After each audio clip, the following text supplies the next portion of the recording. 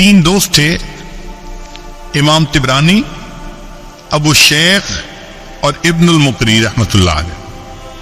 یہ تینوں مسجد نبوی میں علم حاصل کرتے تھے۔ اللہ کی شان کے تینوں کے پاس خرچہ ختم ہو گیا، تو 3 دن تک تو تینوں نے فاقہ برداشت کر لیا۔ 3 دن کے بعد فاقہ برداشت کرنا مشکل ہو گیا، تو 2 دوست تو چلے گئے اپنے گھروں کو واپس۔ امام طبرانی رحمۃ اللہ فرماتے ہیں کہ میں نے کہا نہیں، میں ابھی یہاں سے نہیں جاتا، لیکن بھوک سے اتنا نڈھال کہ لیٹا ہوں، مجھ سے اٹھ کے بیٹھا نہیں جاتا۔ بھئی جب 5 دن ہو جائے بھوکے، پھر تو انسان کے لیے کھڑا ہونا مشکل ہوتا ہے نا۔ کہنے لگے اچانک میرے دل میں خیال آیا، طبرانی تم مسجد نبوی کے ایک طالب علم ہونا، تو یہاں تو میزبان اللہ کے پیارے حبیب صلی اللہ علیہ وسلم ہے، تو اپنے میزبان کو جا کے بتائے۔ کہنے لگے یہ خیال آنے کے بعد میں مواجہ شریف پہ حاضر ہوا، سلام کیا، اور سلام کرنے کے بعد میں نے اتنا کہا یا رسول اللہ صلی اللہ علیہ وسلم الجوع، اے اللہ کے حبیب صلی اللہ علیہ وسلم بہت بھوک لگی ہے۔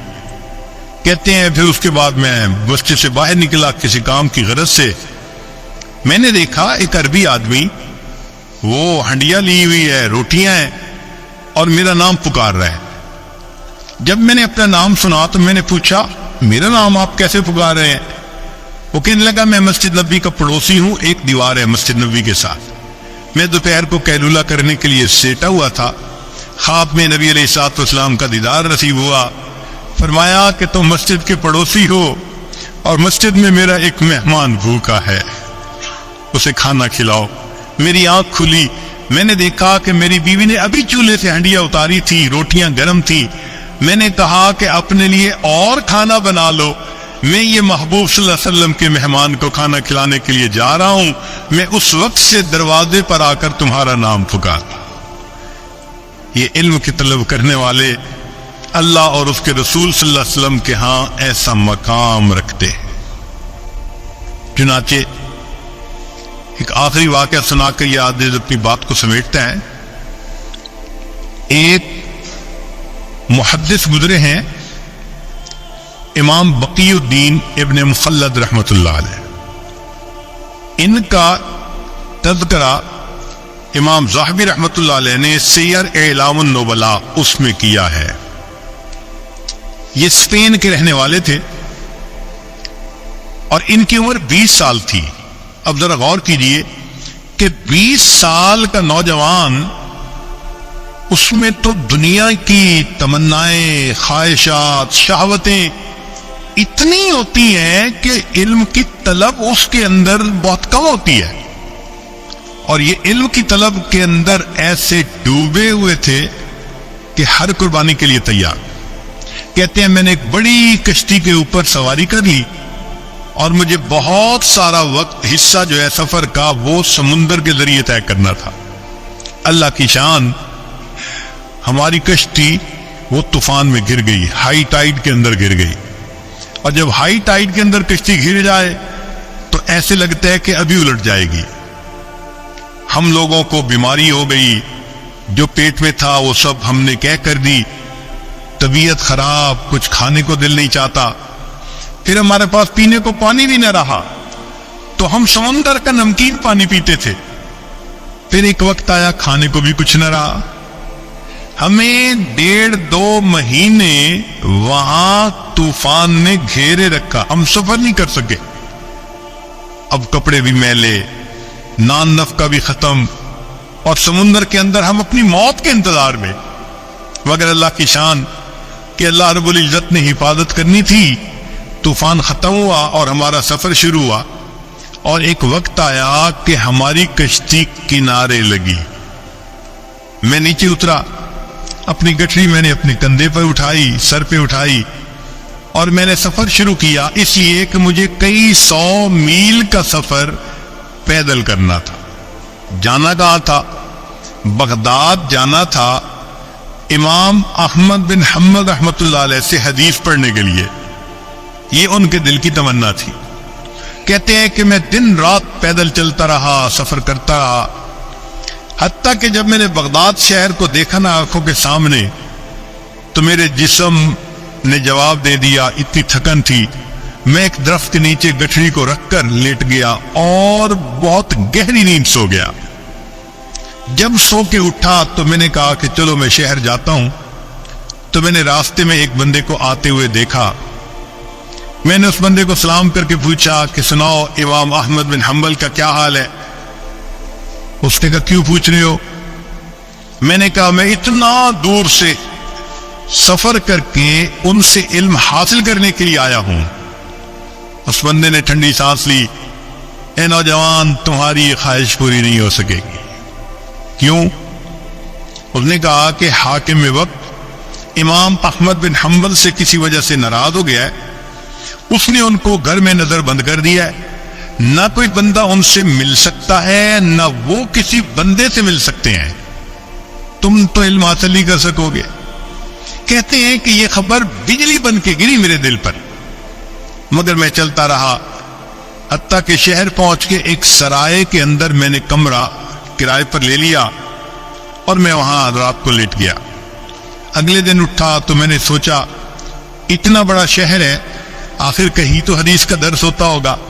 تو مجھے پتہ چلا کہ عصر کی نماز کے بعد ایک محدث تھے جو استاد المحدثین تھے، یحییٰ ابن معین رحمۃ اللہ علیہ، جو جرح اور تعدیل کے امام کہے جاتے ہیں۔ وہ حدیث کا درس دیتے تھے۔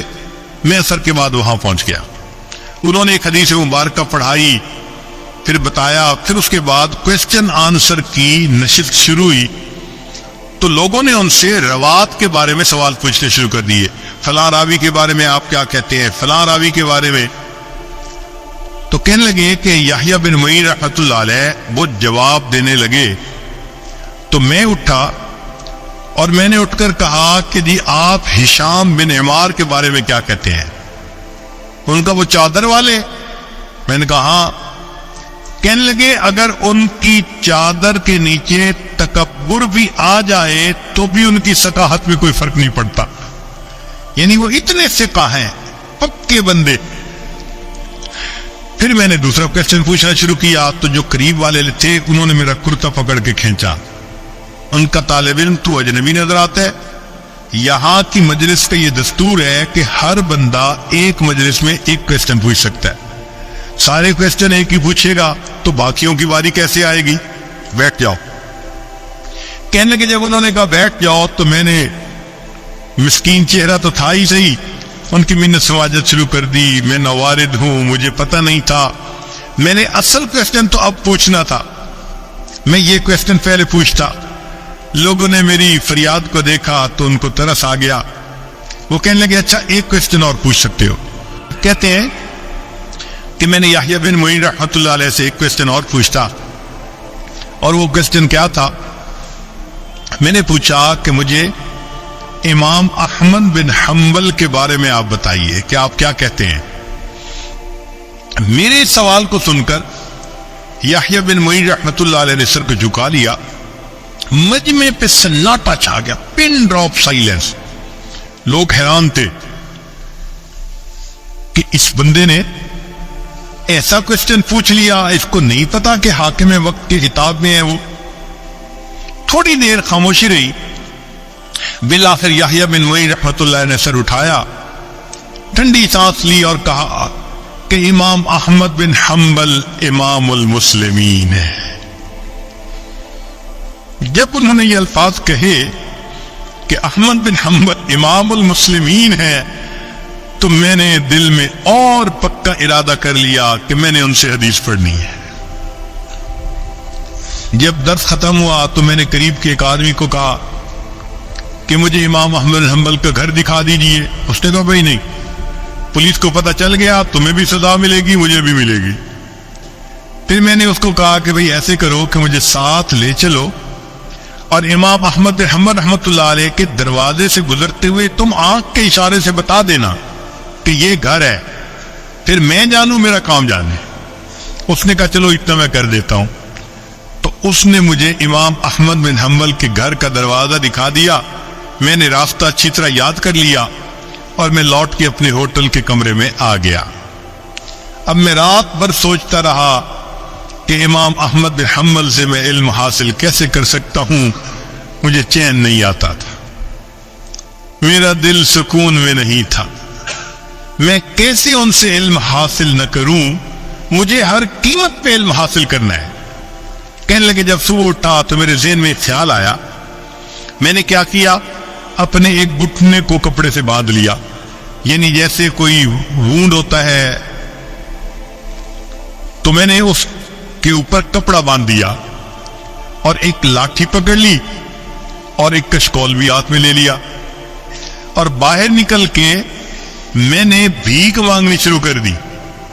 اس زمانے میں جو سائل بھیک مانگتا تھا وہ چیزیں نہیں مانگتا تھا، صرف ہاتھ پھیلا کر اتنا کہتا تھا اجرکم علی اللہ، اور اجرکم علی اللہ کہنے پر لوگ سمجھ جاتے تھے کہ اس کو ضرورت ہے، کچھ دے دیتے تھے کچھ نہیں دیتے تھے۔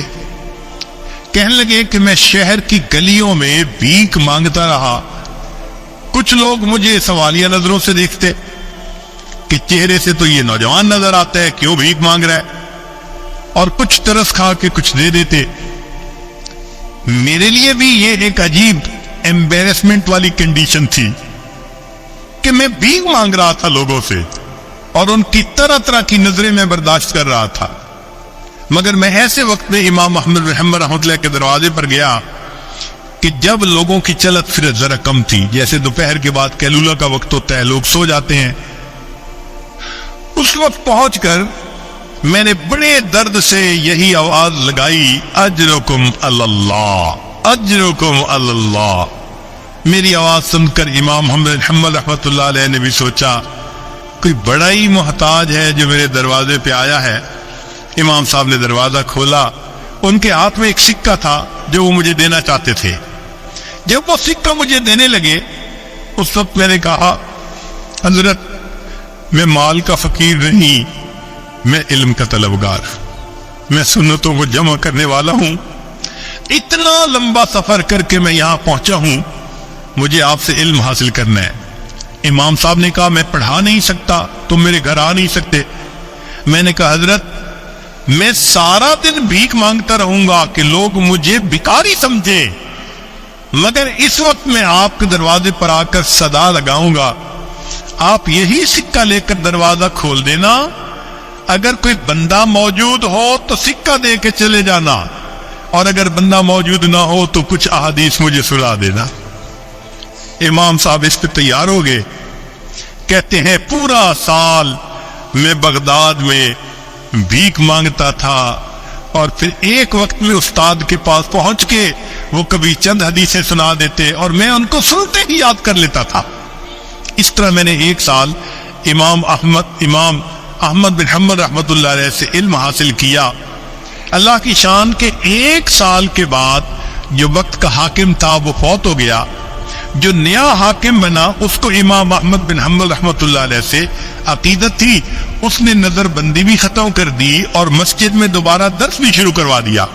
جب پہلا دن امام صاحب نے درس دینا تھا تو جامع مسجد لوگوں سے کھچا کھچ بھری ہوئی تھی، میں بھی وہاں پہنچا مگر آگے جانے کی جگہ نہیں ملتی تھی۔ بڑی محنت کوشش کے بعد میں ذرا آگے گیا، امام صاحب نے دور سے مجھے دیکھا تو امام صاحب نے فرمایا، لوگو ذرا راستہ دے دو، علم کا صحیح طلبگار تو یہ نوجوان ہے۔ علم کی تاریخ میں ایسے بھی حضرات گزرے کہ جو بھیک مانگنے کے بہانے اپنے استاد سے علم پاتے تھے۔